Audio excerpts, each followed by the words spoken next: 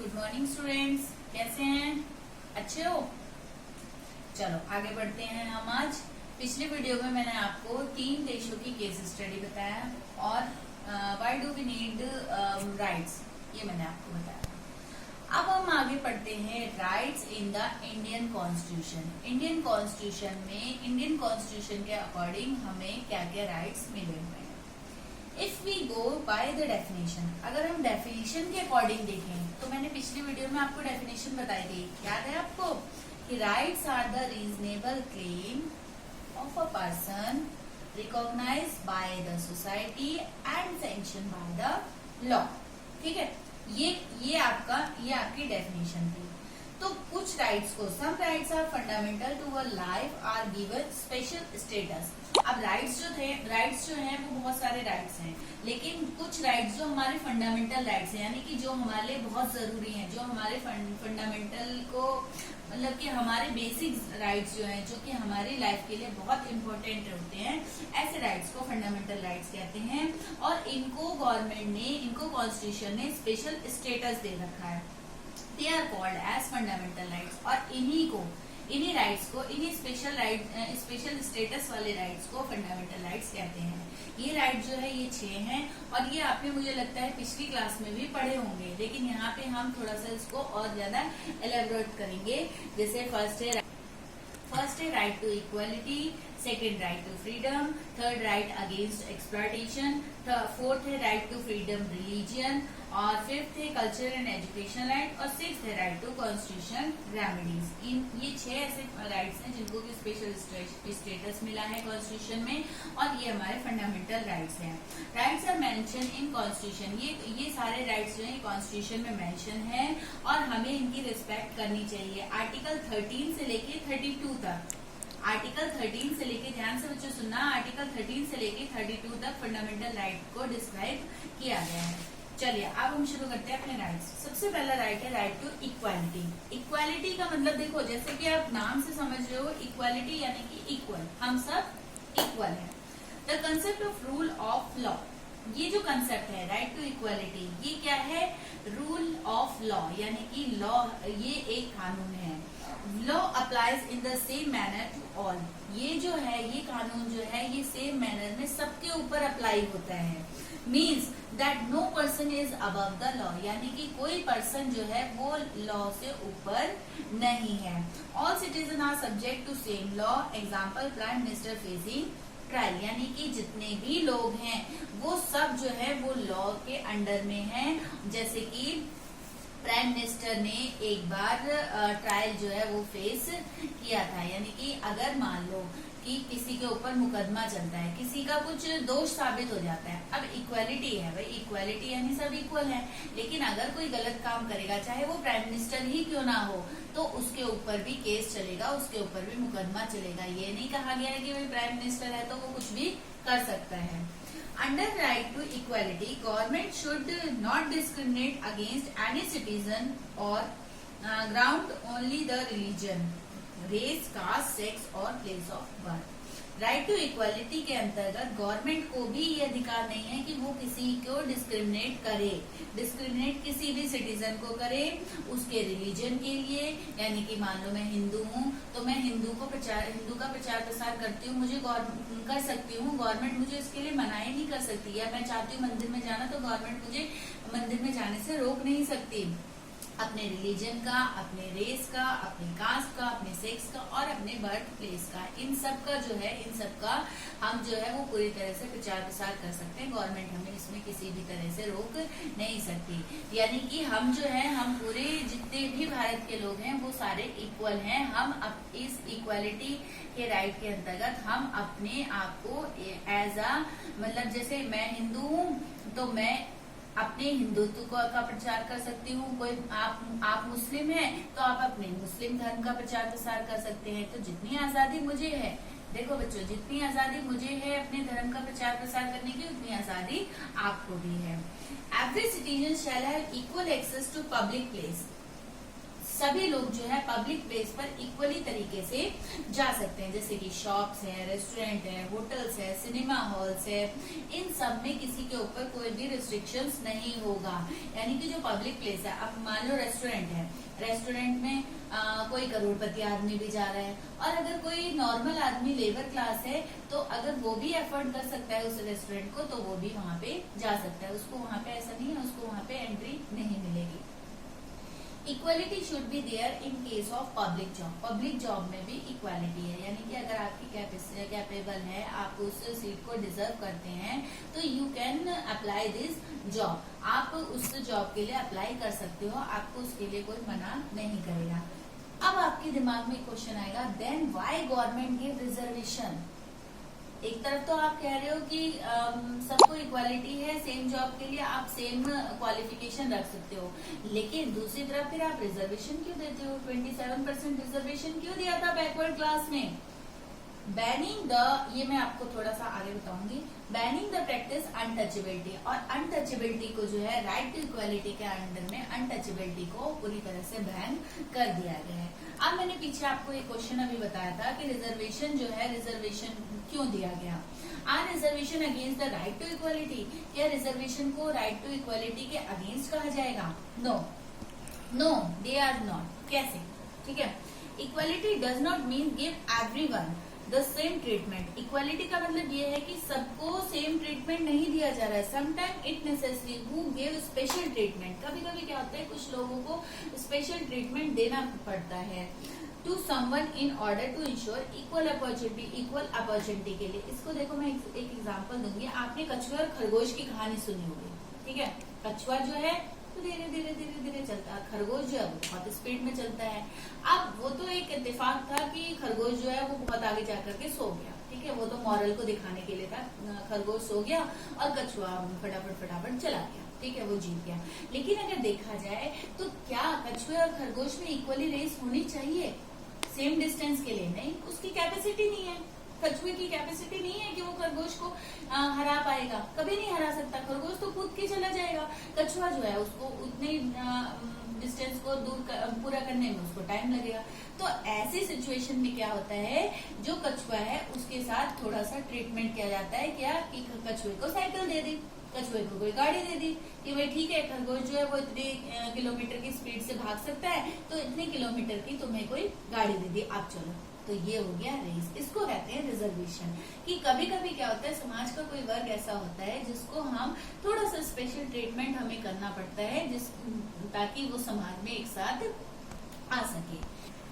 अब देखो, equal should be treated equally and unequal should be treated unequally. यानी equals जो हैं, जो बराबर हैं, जो दोनों, अब दो खरगोश की अगर रेस की जाए तो दोनों बराबर हैं, यानी कि उनको दोनों को रेस में छोड़ दिया, यानी कि वो दोनों बराबर हैं। लेकिन दो अनइक्वल अगर हैं, और जो अनइक्वल है यानी कि एक खरगोश है एक कछुआ है, तो उनको उनको ट्रीट करने के लिए अनइक्वालिटी करनी ही पड़ती है। We can see that reservation of this kind is not a warranted of right to equality। इस एग्जाम्पल के उससे हम कह सकते हैं कि जो रिजर्वेशन है वो इक्वालिटी को वॉलेंट नहीं करता है। चलो बच्चों, नेक्स्ट है हमारा राइट टू फ्रीडम। अब ये नेक्स्ट हमारा सेकंड हमारा फंडामेंटल राइट है, right to freedom. Freedom means absence of constraints, यानी कि फ्रीडम का मतलब है कांस्टेंट को खत्म करना, यानी पाबंदियों को खत्म करना। हमारे ऊपर किसी तरह की पाबंदी नहीं होनी चाहिए। किससे पाबंदी नहीं होनी चाहिए?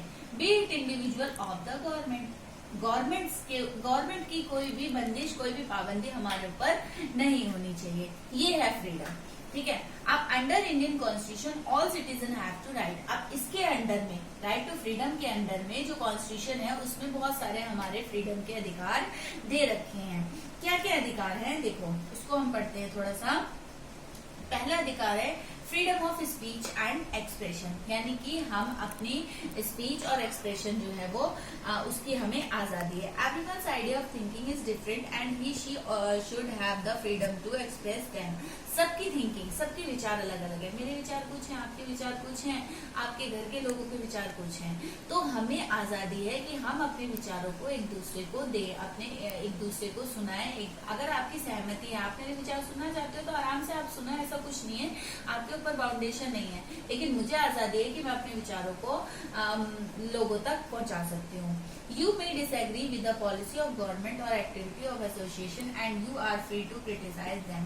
तो आपको जो है वो पूरी तरह से आजादी है कि आप एसोसिएशन बना सकते हो, आप जो है गवर्नमेंट के एसोसिएशन बना के गवर्नमेंट के काम को क्रिटिसाइज कर सकते हो। यानी गवर्नमेंट कोई काम कर रही है, गवर्नमेंट ने कोई कानून बनाया, डिमोनेटाइजेशन किया नरेंद्र मोदी ने, अगर आपको गलत लगता है तो आप एसोसिएशन बना के गवर्नमेंट को क्रिटिसाइज कर सकते हो, गवर्नमेंट के बारे में बोल सकते हो कि आपकी ये जो पॉलिसी है ये गलत है, इससे हमें प्रॉब्लम हो रही है। तो ये भी हमारे फ्रीडम में एक राइट है। अब ये हम कैसे कर सकते हैं, ये हम गवर्नमेंट के क्रिटिसाइज कैसे कर सकते हैं, जैसे कि हम पैम्पलेट्स बना के लोगों तक पहुंचा सकते हैं, मैगजीन के द्वारा, न्यूज़पेपर्स के द्वारा, इनसे हम अपने व्यूज को लोगों तक पहुंचा सकते हैं। While exercising freedom of speech and expression, you cannot use this freedom to instigate violence against other। देखो, मुझे फ्रीडम है स्पीच और अपने व्यूज को एक्सप्रेस करने की, लेकिन इसका मतलब ये नहीं है कि मैं दूसरे को गाली गलौज दूंगी, दूसरे के बारे में गलत शब्द यूज करूंगी या दूसरे की फ्रीडम को वायलेंस करूंगी। You can not use it inside people to rebel against government. और मैं लोगों को ये नहीं कहूंगी कि तुम गवर्नमेंट के खिलाफ बोलो, यानी बागी बन जाओ, गवर्नमेंट के बागी बन जाओ, ऐसा भी नहीं कर सकते। इससे बताओ। और हम किसी के ऊपर किसी तरह का किसी के मान हानि समझते हो, मान हानि यानी किसी दूसरे के वही गाली गलौज या किसी दूसरे को हम गलत शब्द नहीं कह सकते। तो ये था हमारा बच्चों फ्रीडम ऑफ स्पीच। देखो, कोई भी राइट है तो उस राइट को गवर्नमेंट ने जो है वो थोड़ा सा उस पे वो कर दिया है कि आप जो है उसको किसी तरह रिस्ट्रिक्शंस लगा दिए, रीजनेबल रिस्ट्रिक्शंस लगा दिए हैं कि आप उन रिस्ट्रिक्शंस के अंदर में ही रह करके इस राइट को यूज कर सकते हो। नेक्स्ट राइट है इसमें, फ्रीडम के अंदर ही हमें नेक्स्ट राइट है, freedom to hold meeting and procession, rallies and demonstration. इसमें क्या है, citizen option for them mechanize to discuss a problem, exchange ideas, mobilise public support on the sake votes. यानी कि लोग जो है वो एक दूसरे के साथ अपनी व्यूज को एक्सचेंज कर सकते हैं, अपनी बातों को दूसरे तक पहुंचा सकते हैं, मीटिंग्स कर सकते हैं, रैलीज कर सकते हैं, अपनी बातों के लिए डेमोन्स्ट्रेशन कर सकते हैं। Such meeting demonstration should be peacefully. लेकिन ये मीटिंग्स और ये डेमोन्स्ट्रेशन जो है ये पीसफुली होना चाहिए, ये एक कानून है। People should not carry weapons with them. People लोग जो है वो अपने साथ वेपन्स भी नहीं रख सकते। कैन एनीवन फॉर ऑर्गेनाइजेशन, क्या कोई भी ऑर्गेनाइजेशन बना सकता है? Yes, it is freedom of every individual to form organisation. बिल्कुल, ये जो है ये सबको आजादी है कि वो ऑर्गेनाइजेशन बना सकते हैं। जैसे कि फैक्ट्री के वर्कर्स हैं, वेरियस लेवल के वो हैं, सिटीजन्स हैं जो कि करप्शन, पॉल्यूशन, इन सब के खिलाफ जो है वो ऑर्गेनाइजेशन बना सकते हैं। नेक्स्ट है freedom to travel to any part of the country. भाई मैं इंडिया में रहती हूँ और मुझे ये फ्रीडम है कि मैं इंडिया के किसी भी पार्ट में घूम सकती हूँ। Citizen are free to reside and settle in any part of territory of India. India के किसी भी टेरिटरी में घूम सकती हूँ और वहाँ पे सेटल हो सकती हूँ। The problem with Jammu Kashmir, देखो आप तो जम्मू कश्मीर स्टेट वो हो गया है, स्टेट से हट गया है, अब यूनियन टेरिटरी बन गया। लेकिन जम्मू कश्मीर में के लिए कुछ नियम कानून थे कि जम्मू कश्मीर में आप जाकर के सेटल नहीं हो सकते। क्यों नहीं हो सकते? देखो बच्चों, जैसे अंडमान निकोबार से रिलेटेड भी कुछ रिस्ट्रिक्शंस गवर्नमेंट ने लगा रखी है। ये क्यों लगा रखी हैं? ऐसे स्टेट से नॉर्दर्न स्टेट्स हैं, उनमें भी किसी स्टेट में कुछ रिस्ट्रिक्शंस लगा रखी है। क्यों लगा रखी हैं? क्योंकि क्या होता है, ऐसी जगह पे लोग जो है वो दूसरे माइंड के लोग होते हैं, जो वहाँ के लोकल लोग हैं वो दूसरे माइंड के लोग हैं। तो वहाँ पे हम जो है जा करके अगर हम जाएंगे तो वहाँ की जो लाइफस्टाइल है वो डिस्टर्ब होती है और ऐसे डिस्टरबेंस में हो सकता है वो लोग आपके साथ कुछ गलत व्यवहार कर दे, गलत, जैसे कि जम्मू कश्मीर है, जम्मू कश्मीर में क्यों रिस्ट्रिक्शन लगा रखी है, क्योंकि वहां पे जो है आतंकियों का हमेशा आतंकवादियों का हमेशा मतलब टेररिस्ट टाइप का है, तो इसलिए वहां पे रिस्ट्रिक्शंस लगा रखी है।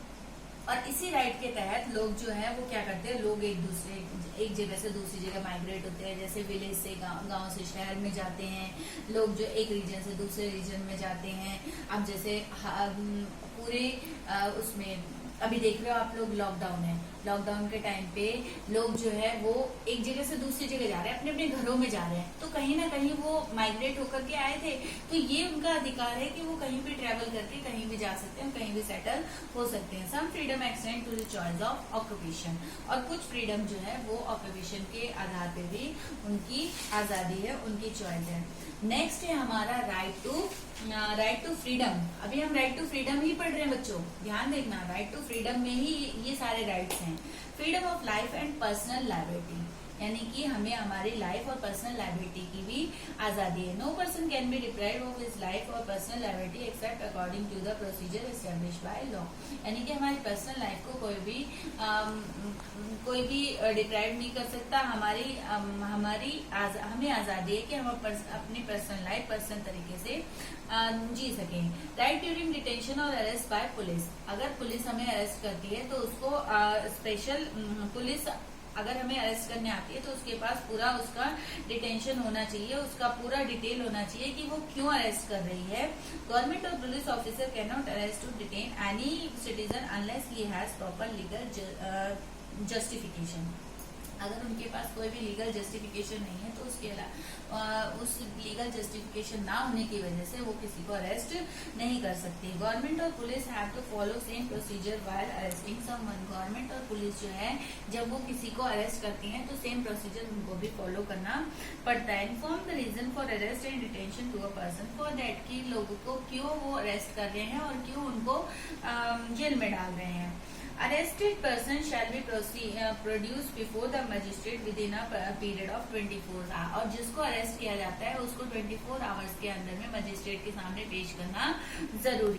और जिसको भी पुलिस ने अरेस्ट किया है, जिस भी आदमी को अरेस्ट किया है, उसको पूरी आजादी है कि वो अपने कंसल्ट के लिए वो किसी लॉयर को एंगेज कर सकता है या किसी लॉयर को हाई कर सकता है अपने डिफेंस के लिए, अपने बचाव के लिए। तो बच्चों ये था हमारा freedom of right to freedom. अब ये राइट टू फ्रीडम देखो, अभी मैंने आपको पढ़ाया था, राइट टू फ्रीडम जो है इसमें बहुत सारे रीजनेबल रिस्ट्रिक्शंस लगा रखे हैं गवर्नमेंट ने। अब देखो, गवर्नमेंट अगर तुम्हें राइट टू फ्रीडम दे दे, भाई तुम तो खुलेआम जाकर के किसी को मार दोगे, भाई वो मेरा दुश्मन है, उससे मेरी लड़ाई होगी, मैं उसको मार दूंगी। जैसे आप लोग स्कूल में करते हो, अगर क्लास में टीचर ना हो तो एक दूसरे से लड़ाई झगड़ा करते हो, तो उस लड़ाई झगड़े में क्या होता है कि टीचर आया, टीचर ने फिर आपको पनिशमेंट किया। तो ऐसे ही रीजनेबल रिस्ट्रिक्शंस जो है वो इस राइट पे लगाए गए हैं। Freedom of unlimited licence to be what one want, your freedom should not cause public nuisance और डिसऑर्डर। मतलब फ्रीडम का मतलब ये नहीं है, आजादी नहीं है, फ्रीडम का मतलब ये नहीं है कि आप दूसरों के साथ कुछ भी कर दोगे। To protect larger interest of society, government impose certain reasonable restriction, और इसी वजह से सोसाइटी को बचाने के लिए गवर्नमेंट ने बहुत सारे इस पे रिस्ट्रिक्शंस लगा रखे हैं। तो ये था हमारा बच्चों दूसरा राइट टू फ्रीडम। पहला राइट क्या था, राइट टू इक्वालिटी, दूसरा राइट था राइट टू फ्रीडम। अब हम बढ़ते हैं तीसरे राइट की तरफ। तीसरा राइट है राइट अगेंस्ट एक्सप्लॉयटेशन। एक्सप्लॉयटेशन मतलब जैसे कि कोई किसी का एक्सप्लॉयटेशन ना कर सके, यानी कि कोई अगर भाई मेरा कोई एक्सप्लॉयटेशन कर रहा है, मेरे से काम ले रहा है लेकिन मुझे पैसे नहीं दे रहा है, मुझे मेरे साथ गाली गलौज कर रहा है, तो मैं उसके खिलाफ आवाज उठा सकती हूँ। Right to equality and liability explain that no one should be exploited, यानी कि राइट टू इक्वालिटी और राइट टू लायबिलिटी जो है वो एक्सप्लेन करता है कि आपके साथ आपका कोई भी एक्सप्लॉयटेशन नहीं कर सकता। Yet the constitution maker should thought it was necessary to write down and certain clear provision to prevent exploitation of the weaker section of the society. अब इसको अलग से राइट क्यों बनाया? इसकी अब राइट टू फ्रीडम था तो फ्रीडम में सफिशिएंट था, ये चीजें थी, लेकिन इसको अलग इसलिए बनाना पड़ा क्योंकि कॉन्स्टिट्यूशन मेकर्स का कहना था कि जो वीकर सेक्शन है, जो हमारे देश का वीकर सेक्शन है, कहीं ना कहीं उनके साथ एक्सप्लॉयटेशन होता रहता है, तो उनके एक्सप्लॉयटेशन को बचाने के लिए उन्होंने राइट अगेंस्ट एक्सप्लॉयटेशन बनाया। इसको हम तीन वे में पढ़ते हैं। इसकी कुछ 3 प्रोविजन पढ़ते हैं। 3 provision. Prohibition of traffic in human being. देखो अब तो खैर ये चीज नहीं है, लेकिन अभी भी गांव में ज्यादातर क्या होता है, ह्यूमन बीइंग की खरीद फरोख्त, यानी कि किसी के गांव में ज्यादातर होता है किसी के बाप दादा ने कुछ पैसे लिए थे, उस पैसे के बदले में अपने घर का एक बच्चा उन्होंने उसको दे दिया। अब वो बच्चा जिंदगी भर उसके साथ उसके पास काम करता रहेगा, नौकर बना रहेगा। तो ये चीज जो है traffic means selling and buying of human being. Traffic का मतलब यहाँ पे है कि लोगों की खरीद फरोख्त जो है, खरीदना और बेचना जो है वो चीज अब जो है उसको पूरी तरह से प्रोविजन कर दिया गया है। Usually women for immoral purpose. और जो जैसे कि ज्यादातर वुमेन को खरीदा जाता था गलत कामों के लिए, तो उस पे भी गवर्नमेंट जो है प्रोविजन लगा दिया है। पहला प्रोविजन था। दूसरा प्रोविजन है prohibition of force labour and begar, यानी कि फोर्स लेबर जबरदस्ती काम कराना, और बेगार का मतलब बिना पैसे काम कराना, यानी कि उससे काम करा रहे लेकिन उसको पैसे नहीं दे रहे, तो वो भी उसके खिलाफ भी गवर्नमेंट ने नियम बना रखा है। A practice where the worker is forced to render service for free और टू नॉमिनल, यानी कि बिना पैसे के उससे काम करा रहे हैं। Bonded labour is perform in life along basis, यानी कि बॉन्डेड लेबर यानी कि बेगार, यानी कि उसको पैसे नहीं दे रहे हैं, तो ऐसी सिचुएशन को भी खत्म करने के लिए इस लॉ को हम यूज करते हैं। नेक्स्ट है प्रोविजन ऑफ चाइल्ड लेबर। देखो बच्चों, ये सबसे इम्पोर्टेंट है कि हमारे देश में एक नियम है कि 14 साल से कम के किसी भी बच्चे को आप अपनी ऑर्गेनाइजेशन में काम नहीं करा सकते। ये चाइल्ड लेबर के खिलाफ है। चाइल्ड लेबर जो है वो एक कानून है कि child labour children below the age of 14 can not be, यानी कि उससे कोई भी काम नहीं करा सकते। एम्प्लॉय इन एनी फैक्ट्री, किसी भी फैक्ट्री में वो काम नहीं कर सकता। और माइन और in any order hardest worker, यानी कि कहीं पे भी वो काम करने के, अगर वो ऐसा काम कोई किसी से कराता है तो ये भी राइट टू एक्सप्लॉयटेशन के खिलाफ है। ठीक है बच्चों, ये था हमारा राइट अगेंस्ट एक्सप्लॉयटेशन, यानी कि अगर ऐसा कोई आपके साथ करता है, ऐसी सिचुएशन आती है, तो आप जाकर के कोर्ट में आप उसके खिलाफ कार्रवाई कर सकते हो।